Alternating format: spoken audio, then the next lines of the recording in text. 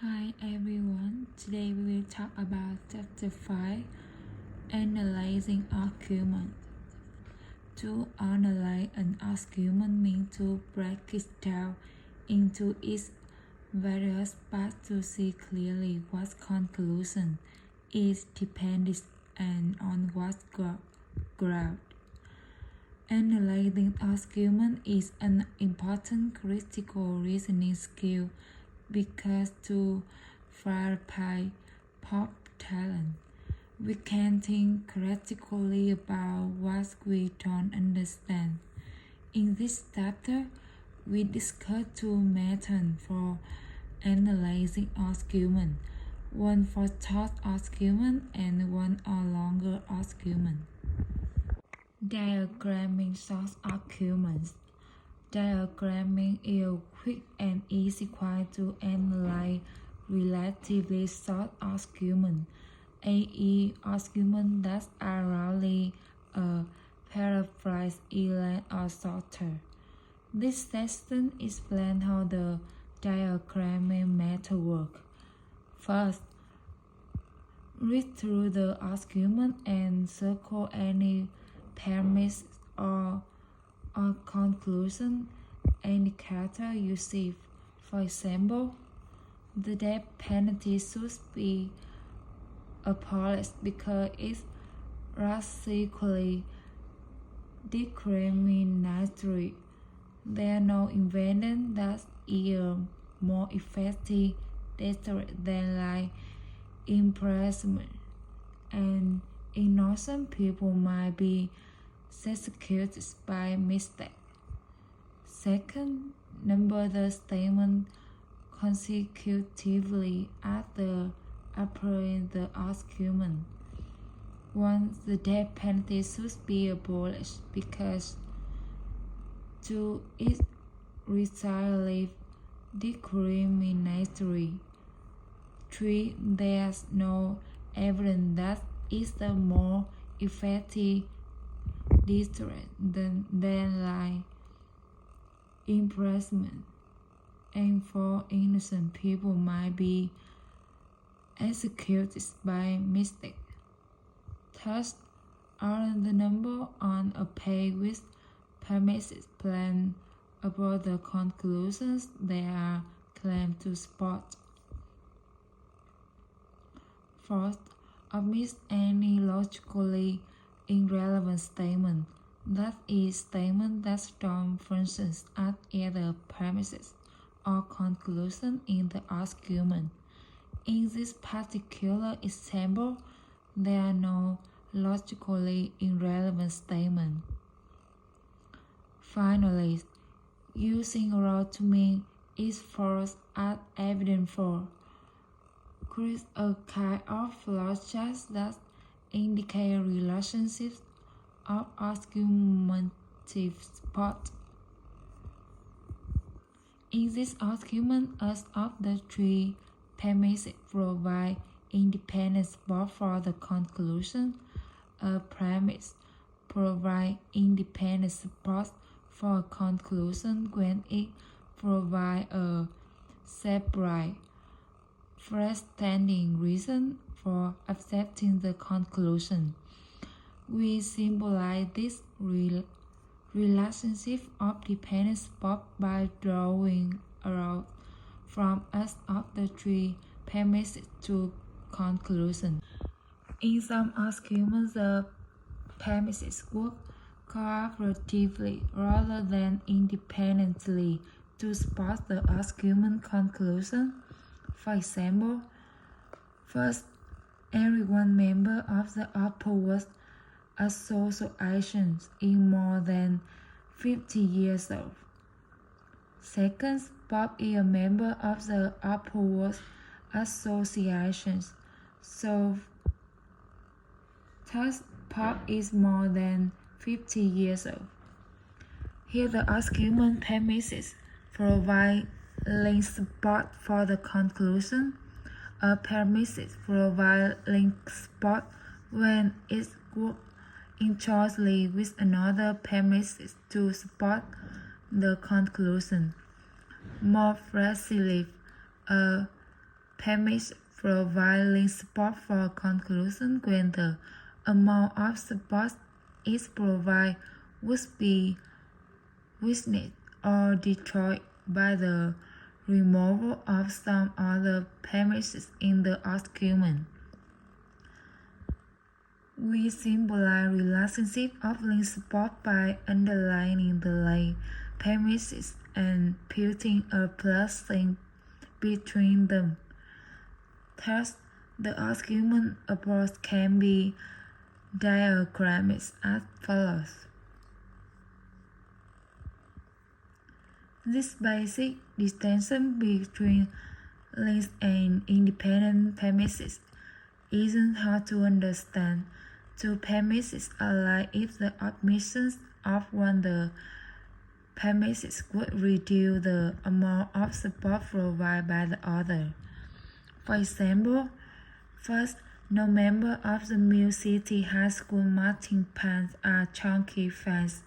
Second, Alan is a member of the Mill City High School marching band. So, thus Alan isn't a Waskey fan.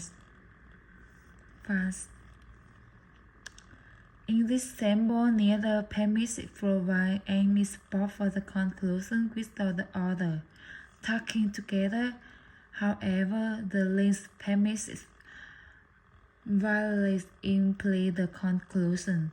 The premises are the link because the amount of support provided by one the premises would be reduced if the other phrase were omitted. Similarly, two premises are independent if neither premises would lose any power to support the conclusion if the other premises were removed. Here two examples. First, 10 witnesses say they saw Plato rob the bank. Second, the stolen bank money was found in Plato's apartment. Thus, Plato's fingerprints were found on the note the robber had to the bank teller. Therefore, probably Plato robbed the bank. First, Agatha is the mother. Second, Agatha is an aunt. Therefore, thus Agatha is the female. In the first example, the premises work independently to be accumulated K to support the conclusion. In the second example, each of the premises independently provide cumulative logical support for the conclusion. Both are examples of independent premises because the amount of support is provided individually would not be reduced or destroyed even if every other premise in the argument was omitted. Let's practice this diagramming technique with a few examples. If Amy runs marathon, she probably very fit. Amy doesn't marathon. She also a P student, so Amy probably is very fit. Here is a second example. Jimmy Senior citizen, so Jim probably doesn't like hip hop music. So Jim probably won't be going to the stage concert this weekend. Here is a third example. Most Democrats are liberal, and Senator Dumbledore is a Democrat. Third, Senator Dumbledore is probably a liberal. Therefore, Senator Dumbledore probably supports affirmative action in higher education, because most liberals support affirmative action in higher education. Fourth, we circle on premises and conclusion indicator. Next, we number the statement consecutively. 1. Most Democrats are liberal, and 2. Senator Dumbledore is a Democrat. 3. Senator Dumbledore is probably a liberal. Therefore, 4. Senator Dumbledore probably supports affirmative action in higher education because 5. Most liberals support affirmative action in higher education. Then we test to see whether any of number statement is irrelevant to the argument. In this case, none is. Finally, we diagram the argument by arranging the number on a page with permissively upon the conclusion. They allegedly support 1 and 2 clearly work contrary to support 3. Third, they provide link support for 3. We therefore diagram the path of the argument as follows. 3 and 5 lines while profiling support for 4. Third, the entire argument can be diagrammed as follows. Here is a final example. This thing is wrong for several reasons. First, it will be intimately lower than self-repeat, because you can never be proud of anything you got by cheating. Second, cheating is a lie because it deceives other people into thinking you know more than you do. Third, cheating violates the teacher trust that you will do your homework. 4. Cheating is unfair to all the people who are cheating. Finally, if you cheat in school now, you'll find it's easy to cheat in other situations later in life, perhaps even in your closest personal relationship. First, we circle the primacy and conclusion indicator. Next, we number the statement consecutively as follows. 1. Cheating is wrong for several reasons. First, true, it will ultimately lower your self-respect because 3. You can never be proud of anything you got by cheating. Second, 4. Cheating is a lie because 5. It deceives other people into thinking you know more than you do. Third, 6. Cheating violates the teacher trust that you will do your own work. 4. 7. Cheating is unfair to all the people who are cheating. Finally, A. If you cheat in school now, you will find it easy to cheat in other situations later in life, perhaps even in your closest personal relationship. Then, we decide whether any of the number statement is logically irrelevant to the argument. In this argument, none is. Now we diagram the argument. At the primacy indicator, because indicate 3 is offered as support for 2 and 5 is offered as support for 4. Finally, we know that 2, 4, 6, 7, and 8 all provide independent support for the main conclusion 1. Third, the complete diagram of an argument is as follows. Tip on diagramming argument. Diagramming argument is a little like learning to fly golf. Difficult at first, but challenging and fun once you get the hang of it. This section provides a few tips on how to diagram argument like a pro. 1. Find the main conclusion first. For that reason, it is often a good idea, especially when diagramming complex arguments, to start by locating the main conclusion and then working back through the passage to see how the argument as a whole work together to support the conclusion. 2. Pay the close attention to primacy and conclusion indicator.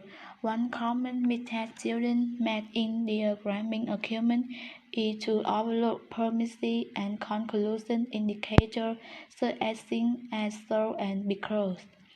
3. Remember that sentences containing the word and often contain 2 or more separate statements. We have seen that the single sentence frequently expresses 2 or more distinct statements.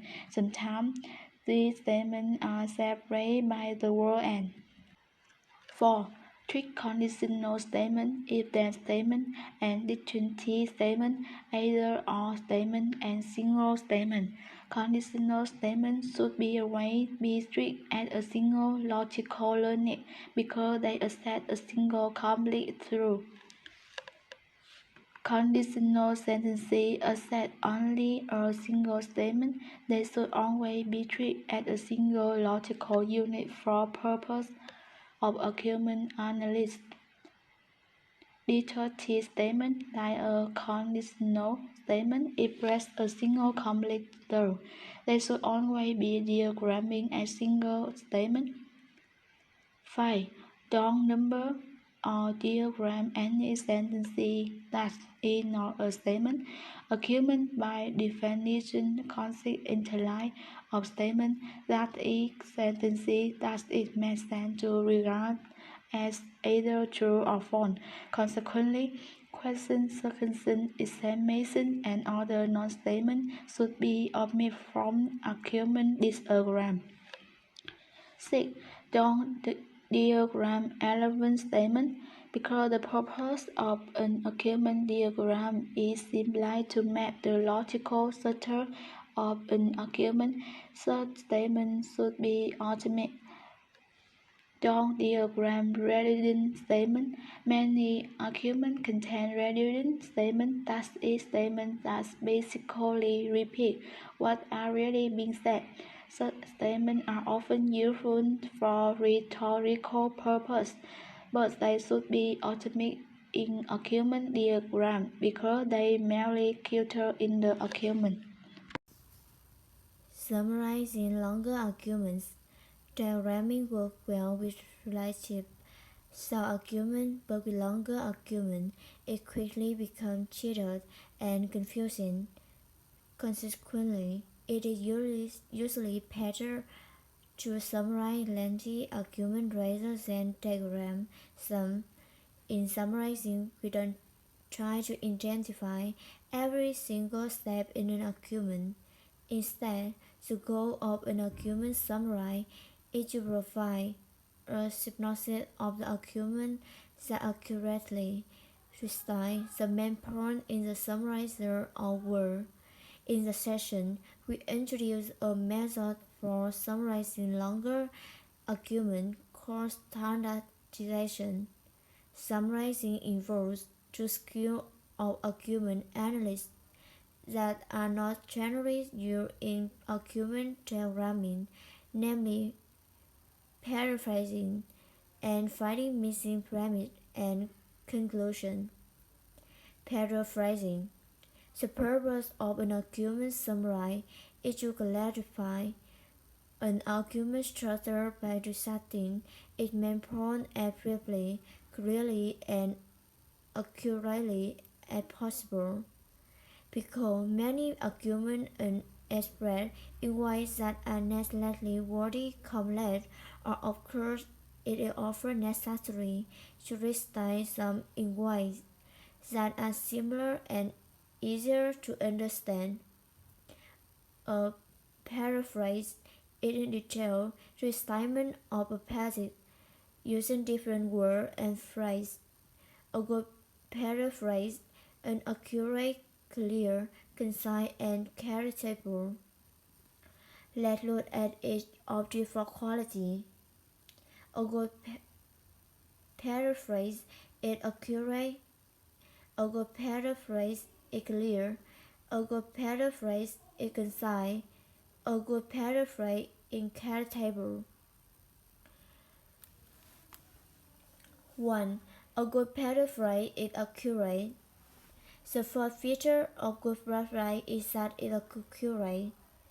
An accurate paraphrase is faithful to an author's intended meaning. It reproduces that meaning fairly and without appearance of distortion.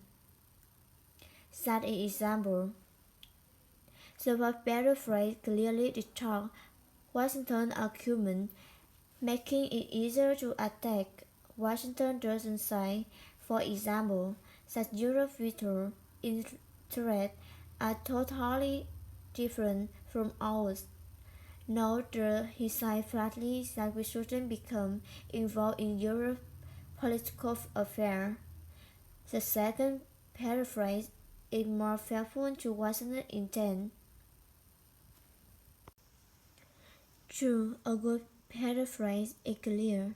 Arguments are often expressed in language that is needlessly wordy or confusing, because one of the basic aims of an argument summary is to clarify what an argument is saying. It is often necessary to translate complex or confusing language into language that is easier to understand. Such an example. In short, anytime you can accurately say something more simply and clearly than the author has by all means do so. 3. A good paraphrase is concise. A good summary captures the insight of an argument. It strips away all the irrelevance of an important detail and puts the key point on the argument itself. To lay bare the essence of an argument, it is often necessary to paraphrase portions that can be stated more briefly than they are by the author. Such an example. As the example shows, a paraphrase can be significantly shorter than original, but still remain faithful to the author's intent. It should be noted, however, that to be accurate, some paraphrases must be longer than the original passage. Suppose, for instance, you are driving down a quite rectangular street and see a road side by side. What children? What it means is that right squad all for children who might be on or near the road. Not that they squad the children in their own car or those who might be playing on the front porch. The point is to make the paraphrase as concise as possible, provided it remains accurate. A good paraphrase is characterable. It is often possible to interpret a passage in more than one way. The principle of clarity requires that we interpret the passage as charitably as the evidence reasonable permits. Here are examples. Original passage. Cigarette smoking causes lung cancer. Therefore, if you continue to smoke, you are endangering your health. First paraphrase. Cigarette smoking invariably produces lung cancer. Therefore, if you continue to smoke, you are endangering your health. Second paraphrase. Cigarette smoking is a causal factor that greatly increases the risk of getting lung cancer. Therefore, if you continue to smoke, you are endangering your health. The paraphrase clarifies the arguer's intent in ways that make the argument stronger and less easy to attack. Finding missing premises and conclusions. In real life, people often leave parts of their arguments unstated. Sometimes a premise and a conclusion is left unstated. An argument with a missing premise or conclusion is called an intimate. There are two basic rules in filling in missing steps in intimate. The first, faithfully interpret the arguer's intentions. The most important rule in filing in missing premise and conclusion is to be as accurate as possible in interpreting an arguer's intent.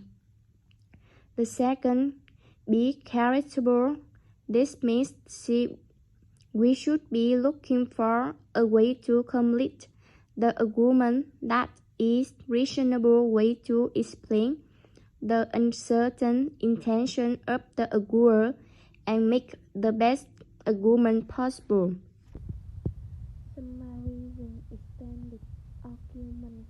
The method is called standardization because it consists of restating an argument in standard logical form.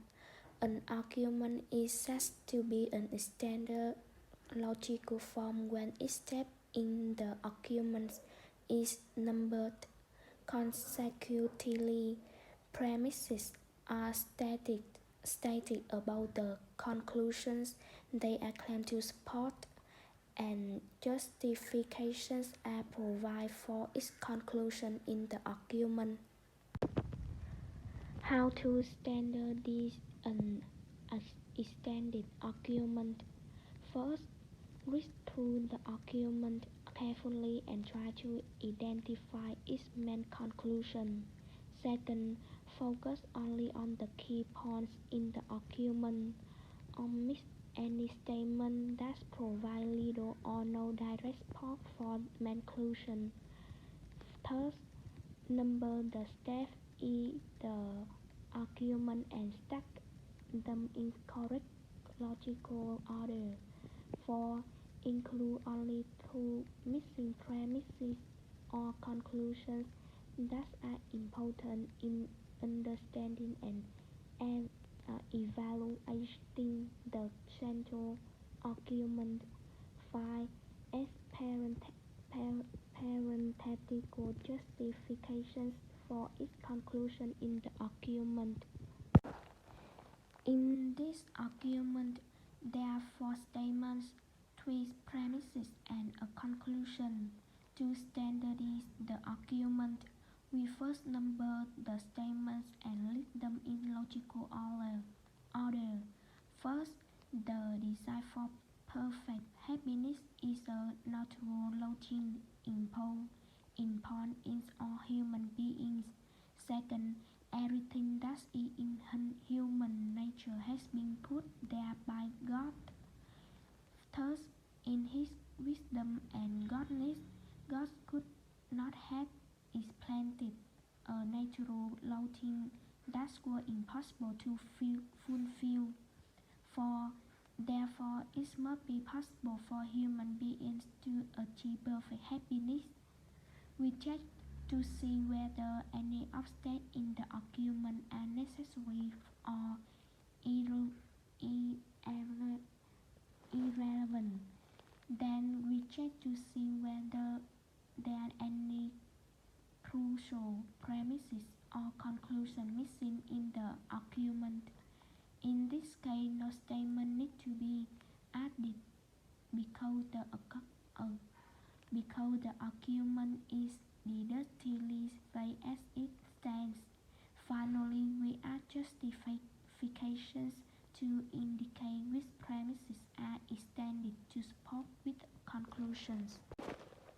Reading this argument carefully, we can see that it contains three stated premises and one stated sub-conclusion. First, we number the statement and list them in logical order. First, we can see something only after it has happened. Second, future events have not yet happened. Third, so seeing a future event seems to imply that it had and has not happened. 4. It is logically impossible for an event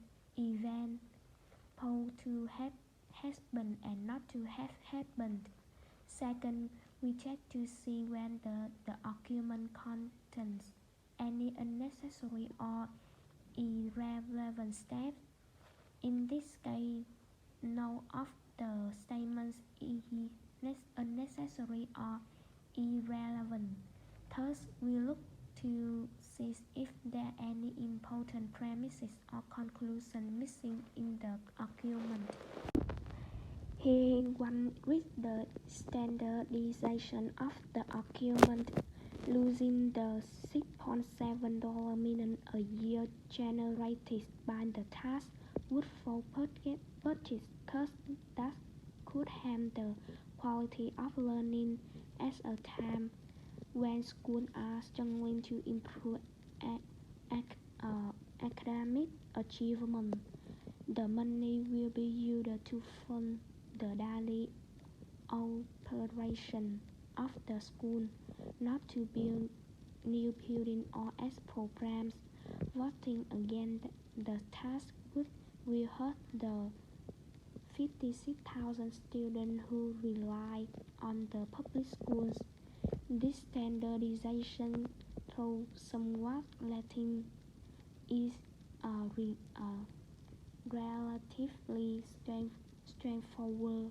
Little paraphrasing is required, and there are few missing premises or conclusions. Not all arguments, however, can be reconstructed so easily. Editor, regarding your editorial, give us better SAT scores. That's the last thing we need. It is common knowledge that many successful entrepreneurs and inventors were not high honor students. In fact, many were high school and college dropouts, and many did not get outstanding SAT scores. Professional speaker Jim Ross states, formal education will earn you a living.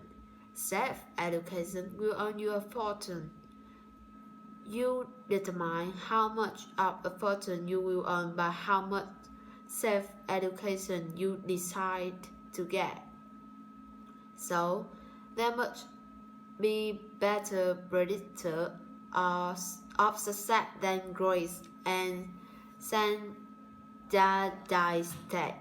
As a business owner, I want to hire people who have excellent people skill and positive attitude, and are committed to doing quality work. These skills are a million times more important to me, as well as to other employees in the long run, than perfect SAT scores. In my opinion, our country is in the safe in because of our illiteracy in human relations. Memorization-based education does not teach our children how to find answers, solve problems, deal with difficulties in their personal or professional life, take responsibility of their actions, or develop their skill and talents. It doesn't encourage people to seek the easy way out, and it destroys our children's ability to use their common sense. The United States has more people in prison in terms of percentage of population than any other nation. They are not there because they didn't memorize easily look up information. The political and power structure of the medical community, as well as our legal system, damage our country with their lack of common sense. Throughout history, mainstream organizations have always resisted change. The most educated people believed the earth was flat. It was the so-called dumbbell who proved them wrong. If we want high scores, let's get them in kindness. In the world of Theodore Roosevelt, the most important single ingredient in the formula of success is knowing how to get along with people. So tell me about the schools where our kids get great grades in kindness and consideration. You can build a life on those chains. We can build bombs and prisons when we focus on the opposites. So, in this argument, is neither as clear nor as well organized as the previous argument we examined. So, here is one reader's attempt to summarize the writer's central argument. First, memorization-based education does not teach our children how to find answers, solve problems, deal with difficulty in their personal or professional lives, take responsibility for their actions, or develop their skills and talents. Second, memorization-based education encourages people to take the easy way out and destroys our children's ability to use their common sense.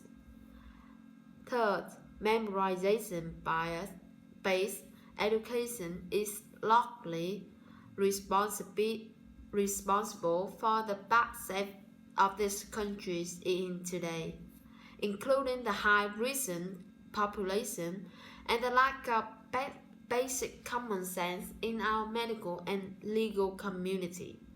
4. Thus, memorization-based education is a mistake. From 1 to 3. 5th, the SAT is mainly a test of memorized information. 6. Many successful entrepreneurs and inventors were high school or college dropouts who did not get outstanding SAT scores. 7. Good people skills are a million times more important to employers than perfect SAT scores. And finally, 8. Thus, success in life depends much more on good people skills than it does on good grades or high SAT scores. From 7 to 9. And 9. Therefore, contrary to the September 7 editorial, it is much more important for schools to teach good people skills than it is for them to teach the kind of memorized information text on the SAT. Finally, this argument is fairly typical of argument and content in letter to the editor, radio talk shows, and other popular forums. Key parts of the argument are left unstudied, including the main conclusion. Some statements appear to have little or no relevance to the main conclusion, and a fair amount of paraphrasing and reading between the lines is needed to clarify the other apparent intent. The standardization we have offered is an example of the kind of measure reconstruction that is sometimes needed to summarize an argument briefly and accurately. Common mistake to avoid in standardizing arguments. So it takes practice to become good at standardizing arguments. Here are some common mistakes to watch out for. First, don't write in incomplete sentence, because arguments are composed entirely of statements. Only complete sentences should be included in argument standardization. Second, don't include more than one statement per line. Here are some examples. As you can see, these are two statements on the example 1, a premise. He is no longer enjoying the confidence of the board of trustees, and a conclusion. The president should resign. These two statements should be placed on a separate line as follows. Example 2. The president no longer enjoys the confidence of the board of trustees. Therefore, he should resign from 1. So this is correct. Third, don't include anything that's not a statement. Example 4. It's all the same whether they are Democrat or Republican in the White House. Therefore, why should I care about the president's politics? So this is incorrect. Here is the second line. in phrase as rhetorical question rather than as a statement, because only statements are included in argument. For the argument to be standardized, this question must be rephrased as a statement. So that can be done as follow example. You can see that fourth, don't include anything that is not a premise or a conclusion. Example, many people today argue that capital punishment is morally not wrong. But the good book says an eye for an eye, a tooth for a tooth. What the good book says is true. Therefore, capital punishment is not morally wrong. Arguments are composed entirely of premises and conclusions. So in this argument, the first line is neither a premise nor a conclusion. Therefore, it should be omitted. Summary. In this chapter, we learn how to analyze arguments. To analyze short arguments, we use a method called diagramming, which involves 6 basic steps. A. Read through the arguments carefully, circling any premises or conclusion indicators you see. B. Number the statements consecutively as they appear in the argument. C. Arrange the numbers spatially on a page with the premises placed about the conclusions. D. Using arrows to mean it is evidence for. Create a kind of flowchart that shows which premises are intended to support which conclusions. E. Indicate independent premises by drawing arrows directly from the premises to the conclusion they are claimed to support. Indicate link premises by placing a plus sign between each of the link premises, underlining the premises. Third, to analyze longer arguments, we use a method called standardizing. There are 5 basic steps in standardizing arguments. A. Read through the arguments carefully. Identify the main conclusion. B. Omit any unnecessary or irrelevant material. C. Number the steps in the argument and list them in correct logical order. D. Fill in any key missing premises and conclusion. E. Add justifications for each conclusion in the argument. That is all of our study about Chapter 5. Thank you all for listening.